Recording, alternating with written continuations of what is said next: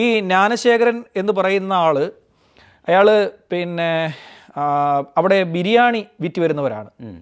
ബിരിയാണി വിറ്റ് വരുന്ന ഇയാൾ സ്ഥിരമായിട്ട് ഈ ക്യാമ്പസിനുള്ളിലേക്ക് വരാറുണ്ടായിരുന്നു, ക്യാമ്പസിൽ പ്രവേശിക്കാറുണ്ടായിരുന്നു. അപ്പോൾ അയാൾ എന്ത് ചെയ്തു എന്ന് വെച്ച് കഴിഞ്ഞാൽ ഇയാൾ ഈ രണ്ട് കുട്ടികൾ മാത്രമായി, രണ്ട് വിദ്യാർത്ഥികൾ മാത്രമായി ഇതിൻ്റെ ഉള്ളിലേക്ക് പോകുന്നു എന്ന് ഇയാളുടെ ശ്രദ്ധയിൽപ്പെട്ടു. അങ്ങനെ ഇയാൾ പിന്നാലെ കൂടിയതാണ്. പിന്നാലെ കൂടിയ ഇയാൾ ഈ സ്റ്റേജിൻ്റെ അവിടെ വെച്ച് ഈ വിദ്യാർത്ഥിനിയെ ആക്രമിക്കുകയും ഒപ്പമുണ്ടായിരുന്ന വിദ്യാർത്ഥിയെ ആക്രമിക്കുകയും ചെയ്തു. വിദ്യാർത്ഥിയെ ആക്രമിച്ച് അയാളെ മർദ്ദിച്ച് ഇയാൾ അവിടെ കിടന്ന ഇരുമ്പ് കഷ്ണം എടുത്തപ്പോൾ ഇരുമ്പ് കഷ്ണം എടുത്തപ്പോൾ ഈ മറ്റവൻ ഓടിക്കളഞ്ഞു. കൂടെ ഉണ്ടായിരുന്ന പയ്യൻ ഓടി. അവൻ ഓടിക്കളഞ്ഞു.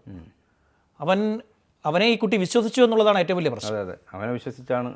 അവനെ വിശ്വസിച്ചു എന്നുള്ളതാണ്. സ്വന്തം ഒപ്പം വന്ന പെൺകുട്ടിയെ മറ്റൊരുത്തൻ്റെ മുന്നിൽ ഇട്ടിട്ട് ഓടിപ്പോകുക എന്ന് പറയുന്നത് അവൻ രണ്ടെണ്ണം കിട്ടേണ്ടതായിരുന്നു. അതെ, അവന് കേസിലെ സാക്ഷിയായതുകൊണ്ട് ഇനി അവനെക്കുറിച്ചൊന്നും പറയുന്നില്ല.